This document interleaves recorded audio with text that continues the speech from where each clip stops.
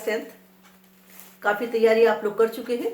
इस वीडियो में मैं आपको आपके कोर्स जो कि आपका सेकंड सेशन में आएगा यानी कि इस एग्जाम में आएगा उसका एक बहुत शॉर्ट रिवीजन देने जा रही हूँ, जिसमें मैं आपको सिर्फ क्वेश्चन आंसर बताऊंगी। दो तीन दिन प्रश्न मैं आपको बताऊंगी जिनको आप ध्यान से पढ़ के याद कर लीजिएगा, आपको बहुत सहायता मिलेगी। देखिए हम शुरू करते हैं इसको। पहला पार्ट जो मैंने लिया है वो है झेन की देन। इसका पहला प्रश्न, जापान के लोग किस प्रकार के रोग से ग्रस्त थे और क्यों? उत्तर आपको पता है, जापान के 80% लोग मानसिक रोगी हैं, क्योंकि जीवन की रफ्तार बढ़ गई है जिसके कारण उन्हें मानसिक तनाव हो जाता है और मानसिक तनाव बढ़ जाने के कारण ही वो मानसिक रोगी हो गए हैं। इसी में दूसरा प्रश्न, टी सेरेमनी में 3 से अधिक आदमियों को प्रवेश क्यों नहीं दिया जाता? टी सेरेमनी में शांति मुख्य बात होती है और शांति बनाए रखने के लिए 3 से अधिक आदमियों को प्रवेश नहीं दिया जाता। इसी का तीसरा प्रश्न, टी सेरेमनी को जापानी भाषा में क्या कहा जाता है और चाजीन किसे कहते हैं? देखिए, टी सेरेमनी को जापानी भाषा में चा नो यू कहा जाता है और चाय बनाने और पिलाने वाले व्यक्ति को चाजीन कहते हैं। हमारा दूसरा पाठ है कारतूस। देखिए उसके प्रश्न, वजीर अली के चरित्र की सबसे बड़ी विशेषता क्या है? वजीर अली ने अपनी बहादुरी, साहस और निडरता और उदारता की ऐसी मिसाल प्रस्तुत की कि उसकी गिरफ्तारी के लिए जंगल की खाक छानने वाला कर्नल कॉलिंज भी उसे एक जाबाज सिपाही की पदवी देने से स्वयं को नहीं रोक सकता। इसी के लिए दूसरा प्रश्न, सादत अली कौन था? वजीर अली को वह अपना दुश्मन क्यों मानता था? सादत अली आसिफुद्दौला का भाई था और आसिफुद्दौला का कोई लड़का नहीं था। इस कारण से अवध का तख्त सादत अली को मिलता, किंतु वजीर अली का जन्म हो गया और उसके जन्म होने से उसके चाचा की इच्छा पूरी नहीं हो पाई, इसलिए वो अपने भतीजे को अपना दुश्मन मानने लगा। अंग्रेजों ने सादत अली का साथ क्यों दिया? वजीर अली सादत अली और अंग्रेजों का दुश्मन था। अवध के तख्त पर बैठने के लिए सादत अली ने अंग्रेजों के साथ दोस्ती कर ली। वो एक विलासी व्यक्ति था। उसने अपनी आधी जायदाद और 10 लाख रुपए अंग्रेजों को दे दिए। जरा विचार तो कीजिए कि उस समय के 10 लाख आज के कितने हो गए। इसी का नेक्स्ट प्रश्न है, वजीर अली ने कंपनी के वकील को क्यों मारा? वजीर अली ने कंपनी के वकील को इसलिए मारा क्योंकि वकील ने वजीर अली की शिकायत की परवाह न करके उसी को बुरा भला कहा था। तो ये हो गए हमारे गद्य के 2 लेसन। अब हम अपनी कविताओं की तरफ चलें अगर, तो पर्वत प्रदेश में पावस। देखिए इसके लिए पहला प्रश्न, झरनों के सुंदर दृश्य का मानव पर क्या प्रभाव पड़ता है? मोतियों की लड़ियों के समान सुंदर झरनों की बूंदें जब इधर उधर बिखरती हैं तो मनुष्य की रग रग में एक नशा सा छा जाता है और उसकी भावनाएं आंदोलित होने लगती हैं। तरवर की उपमा किससे दी गई है और क्यों? जिस प्रकार महत्वाकांक्षी व्यक्ति ऊंचा और ऊंचा बढ़ने की कोशिश करता है, वैसे ही पेड़ भी ऊंचे से ऊंचे उठकर आकाश की ऊंचाई को नाप लेना चाहते हैं, अर्थात सारे रहस्यों को जान लेना चाहते हैं। अचानक पर्वत बादलों के पंख लगाकर उड़ गया, कवि ने ऐसी कल्पना क्यों की है? बादलों ने पर्वत को अचानक पूरा ढक लिया था, जिससे पर्वत का दिखलाई पड़ना असंभव हो गया था। इसलिए कवि ने ऐसी कल्पना कर डाली कि पर्वत बादलों के पंख लगाकर कहीं उड़ गया। धस गए धरा में सब है शाल का आशय लिखिए और बताइए कि इंद्र का यान कैसा है। बादलों की अधिकता के कारण धरती पर खड़े शाल के वृक्षों का कहीं पता नहीं चल रहा। ऐसा लगता है कि वो धरती में गड़ गए हैं और इंद्र का यान बादलों का यान है। पर्वत पर झरते हुए झरने और ऊंचे वृक्षों पर वर्षा का क्या प्रभाव पड़ता है? वर्षा के मौसम में झरने दुगने वेग से बहने लगते हैं और उनके कल कल के स्वर को देखकर ऐसा लगता है मानो पर्वतों की महिमा का गुणगान कर रहे हैं। झरते हुए झरने अपनी सुंदरता से लोगों की रग रग में उत्तेजना भर देते हैं। झरनों का जल जहां गिरता है वहां जल में झाग बनने लगते हैं और झरनों को झरते हुए देखकर ऐसा लगता है मानो सफेद मोतियों की लड़ियां धरती पर गिर रही हैं। अगली कविता हमारी मनुष्यता है। उसके लिए पहला प्रश्न, मनुष्य और पशु में बड़ा अंतर क्या है? पशु जगत अपने लिए जीता है, उसे केवल अपना पेट भरने के लिए चिंता होती है। सच्चा मनुष्य दूसरों के लिए जीता है और दूसरों के सुख दुख भूख प्यास को वो अपना सुख दुख और भूख प्यास समझता है। बच्चों मैं अक्सर ये कहती हूँ कि चलिए हम आप पढ़ते हैं, क्योंकि मैं ये सोचती हूँ कि आपके साथ साथ मैं भी पढ़ रही हूँ। सरस्वती के बखान से कवि का क्या आशय है? सरस्वती के बखान से आशय है साहित्य में चर्चित होना। उदार व्यक्ति काव्य, महाकाव्य, कथा साहित्य आदि का नायक बनता है। संचार माध्यमों में भी उसकी चर्चा बनी रहती है। कवि की दृष्टि में उदार कौन है? कविता के आधार पर उत्तर दीजिए। जो दूसरों के लिए जीता है, दूसरों के काम आता है, दूसरों की सेवा करता है, कवि की दृष्टि में वही उदार व्यक्ति है। कवि की दृष्टि में दुनिया में सबसे बड़ा भाग्यहीन कौन है? जो व्यक्ति स्वयं को अनाथ मानकर दुखी और व्याकुल हो, जिसे ईश्वर पर विश्वास न हो, वो आदमी दुनिया में सबसे बड़ा भाग्यहीन है। ऐसा मैथिली शरण गुप्त जी कहते हैं, यानी कि कवि कहते हैं।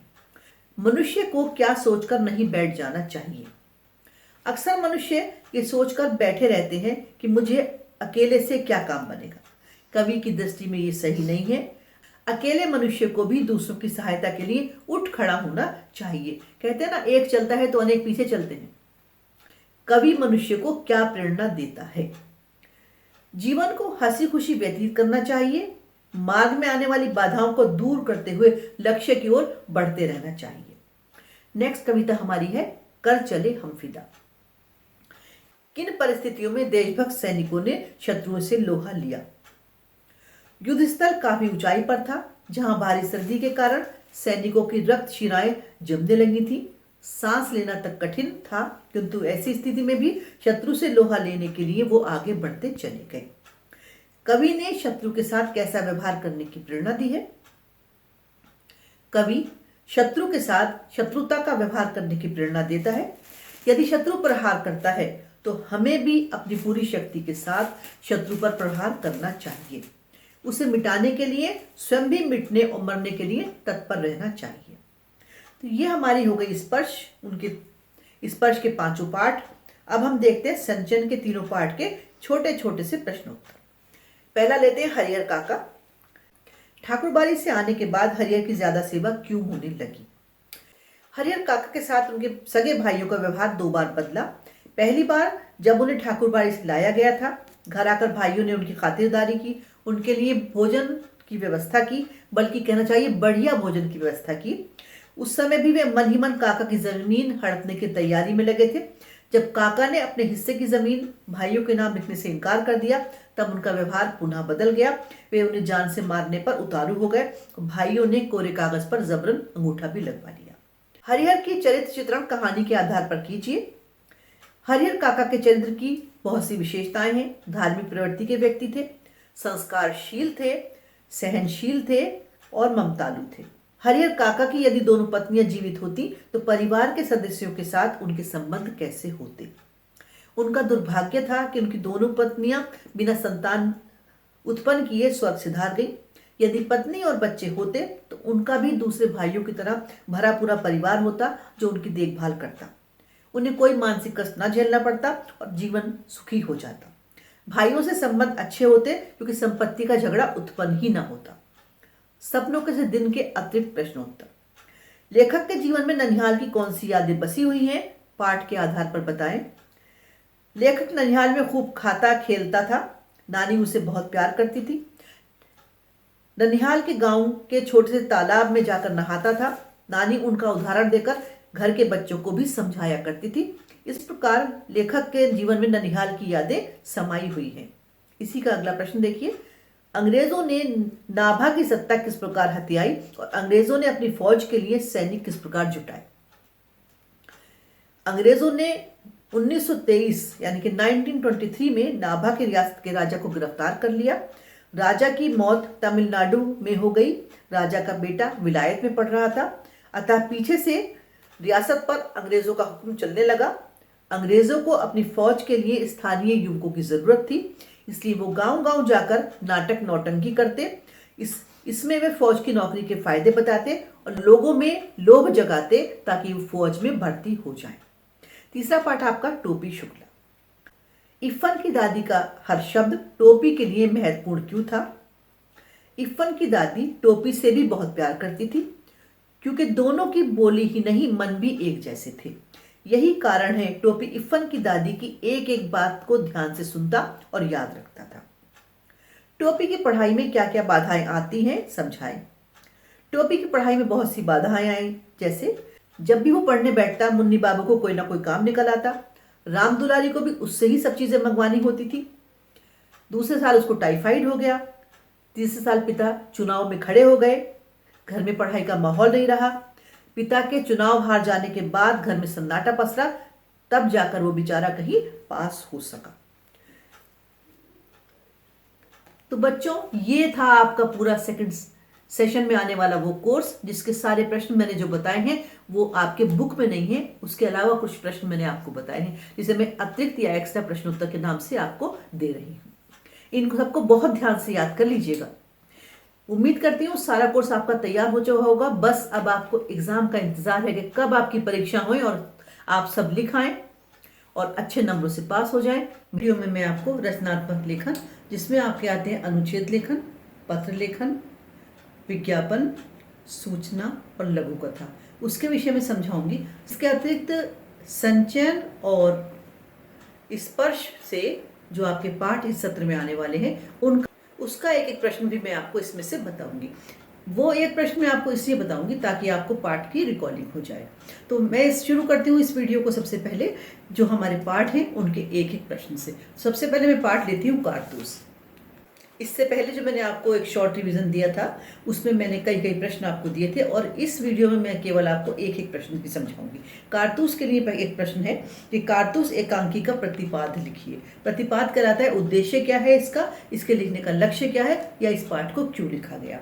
तो ये कहानी कारतूस एक संदेश देने वाली कहानी है, जिसमें स्वतंत्रता सेनानी के चरित्र को सामने लाना उनका उद्देश्य था, जिसके अंदर देशभक्ति कूट कूट कर भरी थी, जिसने अपने अनूठे साहस और निडरता के बल पर ऐसा उदाहरण प्रस्तुत किया जिसके कारण उनसे कर्नल कॉलिंज भी डरने लगा और उसका सम्मान करने लगा।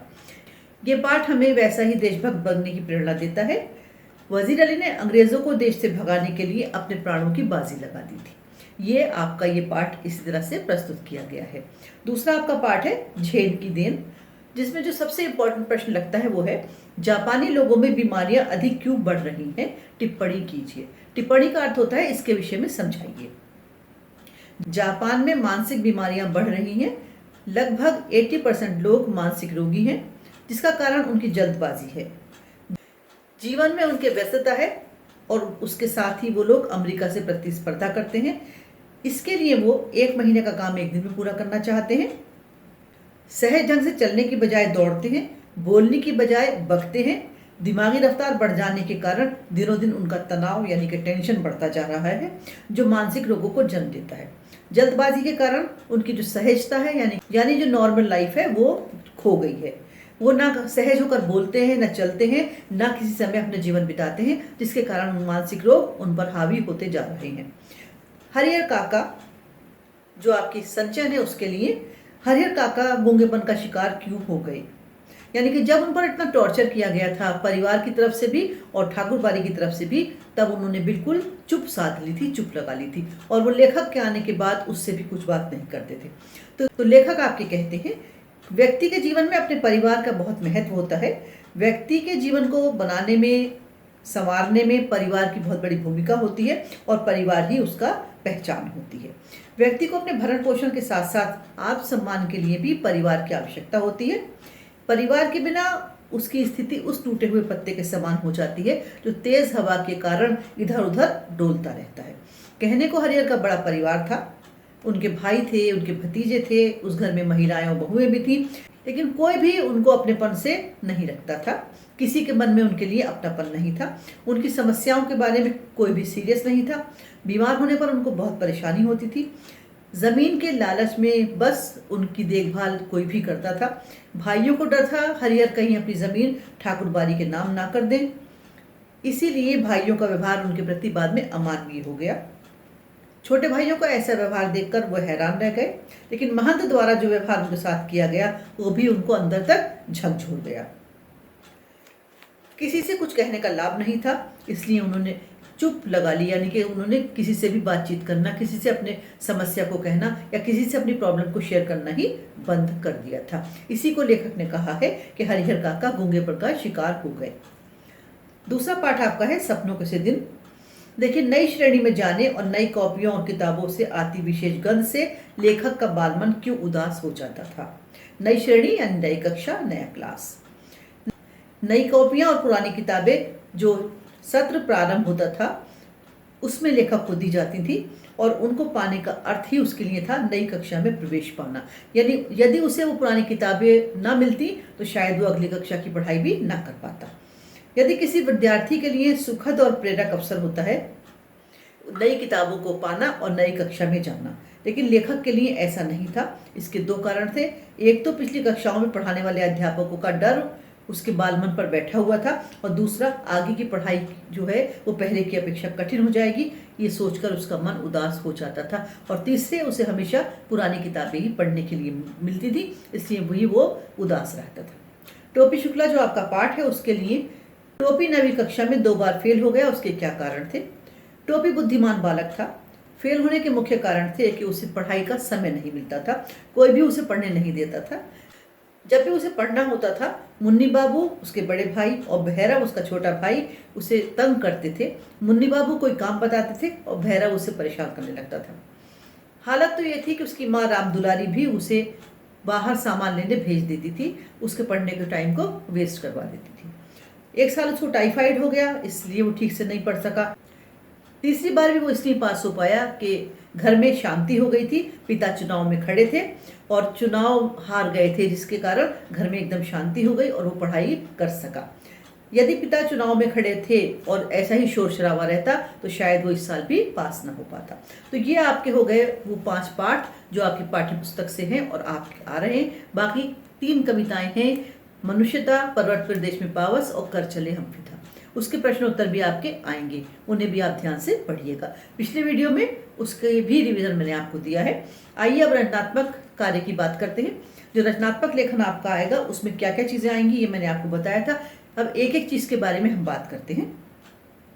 तो सबसे पहले मैं आपको समझाती हूँ कि अच्छा लेखन के लिए आपको किन बातों का ध्यान रखना है। देखिए, जो लेखन है आपको ध्यान ये रखना है कि वाक्य छोटे होने चाहिए, कठिन वाक्यों की तुलना में सरल वाक्य बनाने चाहिए, जो आम बोलचाल की भाषा है उन शब्दों का प्रयोग करना चाहिए और बेकार के कठिन शब्दों से, वो शब्द जो कंफ्यूजन क्रिएट करते हैं उनसे बचना चाहिए। शब्दों का वास्तविक अर्थ समझकर ही प्रयोग करना चाहिए। बच्चों, अच्छा लिखने के लिए अच्छा पढ़ना जरूरी है। जाने माने लेखकों की रचनाएं हमें पढ़नी चाहिए। लेखन में विविधता लाने के लिए छोटे वाक्यों के साथ साथ कुछ मध्यम आकार के वाक्य और कुछ बड़े वाक्यों का प्रयोग भी हमें करना चाहिए। मुहावरे और लोकोक्तियां हमारे लेखन को प्रभावशाली बनाते हैं। जो भी हम लिखते हैं उसको हमें एक बार पढ़ लेना चाहिए और जब हमें लगे कहीं बेकार की चीजें हैं तो उनको हटा देना चाहिए। अपनी अशुद्धियों को शुद्ध कर लेना चाहिए। लिखते हुए ध्यान रखना चाहिए कि हमारा लिखने का कोई उद्देश्य है जिसके लिए हमें विचारों, तथ्यों को व्यक्त करना है, ना कि दूसरों को प्रभावित करना है। एक अच्छा लेखक पूरी दुनिया से लेकर आसपास की घटनाओं को और समाज को गहरी पकड़ में रखता है, यानी हर चीज के बारे में गहराई से अध्ययन करता है। हर चीज को वो इस तरह से देखता है जिसमें से उसे अपने काम का मैटर मिल जाता है। अच्छे लेखक को तथ्य जुटाने और किसी विषय पर बारीकी से विचार करने का धैर्य भी होना चाहिए, यानी जल्दबाजी नहीं करनी चाहिए। एक अच्छे लेखन का उद्देश्य पाठकों को जागरूक और शिक्षित करने के साथ साथ उनका मनोरंजन करना भी होता है, यानी रचना या हमारा जो लेखन है वो उबाऊ नहीं होना चाहिए। तो ये आपका हो गया एक अच्छा लेखन किस प्रकार से हम करें। तो आपके जो सिलेबस में है वो है अनुच्छेद लेखन। तो मैं आपको पहले ये बताती हूँ कि अनुच्छेद लेखन आपको कैसे करना है और किस तरह से एक अच्छा अनुच्छेद आप लिख सकते हैं। देखिए, किसी एक विषय अथवा भाव पर लिखे गए वाक्यों के समूह अनुच्छेद कहलाते हैं। इसमें एक भाव को संक्षिप्त रूप से स्पष्ट किया जाता है। अनुच्छेद 15-20 वाक्यों में लिखा जाता है। अनुच्छेद का विषय कुछ भी हो सकता है। अनुच्छेद जो है छोटा होता है लेकिन उद्देश्य से भरा होता है। इसमें भावों की अभिव्यक्ति अंत तक रहती है। अनुच्छेद लिखते समय किन किन बातों का ध्यान रखना है, प्रश्न पत्र में जो संकेत बिंदु आए हैं उन पर विचार करना है और उनके आधार पर क्रम से ही आपको अनुच्छेद लिखना है। प्रत्येक बिंदु को सीमित शब्दों में प्रभावशाली ढंग से आप लिखेंगे। अनुच्छेद में किसी भूमिका या निष्कर्ष की आवश्यकता नहीं होती। मुख्य विचार पर अपना ध्यान केंद्रित रखना होता है। सरल और सुंदर और आसान भाषा का प्रयोग करना चाहिए, लेकिन भाषा प्रभाव उत्पन्न करने वाली हो। विद्यार्थियों को ध्यान रखना चाहिए कि अनुच्छेद का अर्थ वाक्यों का समूह है, अर्थात विषय से संबंधित सभी विचार एक ही अनुच्छेद में लिखे जाएंगे। प्रत्येक विचार अलग अलग अनुच्छेद में नहीं लिखा जाएगा। अनुच्छेद का मूल्यांकन 3 आधारों पर किया जाता है: विषय प्रतिपादन, अभिव्यक्ति कौशल और भाषा की शुद्धता। तो आपको इन्हीं सब बिंदुओं पर ध्यान रखना होगा। अब आप एक बार फिर सुनिए कि किन किन चीज़ों को आपको अनुच्छेद लेखन में ध्यान रखना होगा। अनुच्छेद में बेकार के प्रसंग नहीं आने चाहिए, वाक्यों का परस्पर घनिष्ठ संबंध होना चाहिए, आरंभ से अंत तक एक ही भाव चलना चाहिए, भाषा सरल, स्पष्ट और प्रभावशाली होनी चाहिए। आपको पंक्चुएशन का यानी कि विराम चिन्हों का बहुत ध्यान रखना है। शब्दों के लिंग, वचन, कारक का भी ध्यान रखना आवश्यक है। जो संकेत बिंदु हैं उनको आपको फॉलो करना है, उनके हिसाब से ही आपको अनुच्छेद लिखना है। आमतौर पर 100-150 शब्दों में अनुच्छेद लिखा जाता है, लेकिन एक बात याद रखिएगा कि शब्दों के चक्कर में भाव अधूरा न रह जाए, भावों का पूरा होना भी आवश्यक है। तो इस तरह से आप एक अच्छा अनुच्छेद लिख सकेंगे। दूसरा आपका प्रश्न है पत्र लेखन। पत्र आप जानते हैं किस तरह से लिखा जाता है, क्लास 2 से आप पत्र लिखते चले आ रहे हैं। देखिए, पत्र लिखते समय कुछ बातों का ध्यान रखिएगा। भाषा सरल और सुबोध होनी चाहिए। पत्र लिखने का जो उद्देश्य है वो स्पष्ट होना चाहिए। पत्र के प्रेषक के नाम, पते तथा पाने वाले के नाम पते का स्पष्ट रूप से उल्लेख होना चाहिए। पत्र पाने वाले का पद और संबंध ध्यान रखना चाहिए ताकि भाषा का उसी हिसाब से प्रयोग कर सके। पत्र में कम से कम शब्दों में अधिक बात कहना चाहिए, यानी पत्र संक्षिप्त हो लेकिन यूजफुल हो। लेख बहुत सुंदर और स्पष्ट हो ताकि देखने वाला देखते ही पूरे पत्र को पढ़ ले। पत्र लिखने के बाद उसको जरूर एक बार पढ़ लेना चाहिए। 2 तरह के पत्र हो सकते हैं, औपचारिक और अनौपचारिक, ये आप जानते हैं। औपचारिक पत्र जो है वो ऑफिसेज आदि में लिखे जाते हैं, वो कहलाते हैं सरकारी और अर्ध सरकारी। और जो दूसरे वाले पत्र हमारे हैं वो कहलाते हैं अनौपचारिक, जो हम अपने संबंधियों, दोस्तों, रिश्तेदारों आदि को लिखा करते हैं। पत्र के अंग हो सकते हैं 4: पता और दिनांक, संबोधन और अभिवादन। पत्र की सामग्री या कलेवर हो सकता है। कलेवर का अर्थ है भाषा स्पष्ट हो, विस्तार अधिक ना हो। सरकारी पत्रों में यदि कटिंग कहीं हो गई तो छोटे से हस्ताक्षर करने चाहिए। पत्र में किसी बात को दोहराना नहीं चाहिए। पत्र लिखते समय शब्दों का कम और भावों का अधिक प्रयोग करना चाहिए। पत्र की समाप्ति भी एक अच्छी तरह से की जानी चाहिए। देखिए, अगला आपका लेखन कार्य होगा सूचना। 2 सूचना आपकी आएंगी 2.5 नंबर की, वो आपको करनी होंगी। और सूचना औपचारिक शैली में लिखी गई एक जानकारी है।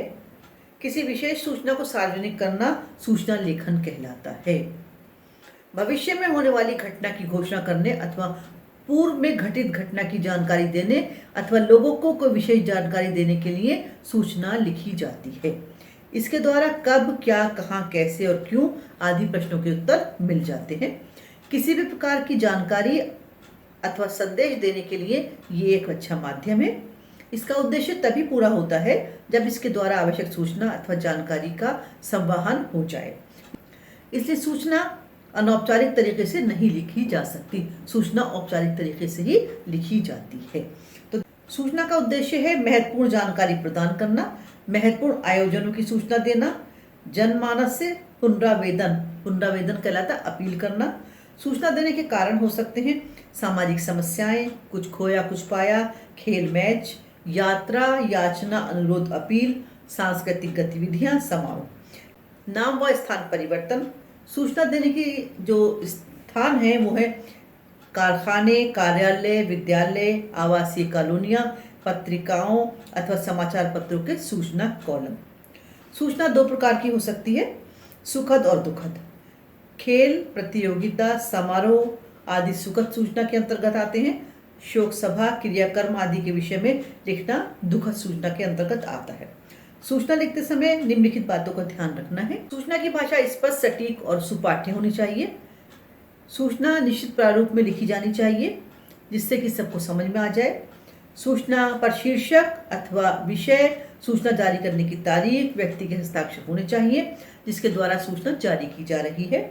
इसमें घटना का ब्यौरा, समय, तिथि, स्थान अथवा अवधि का उल्लेख होना चाहिए।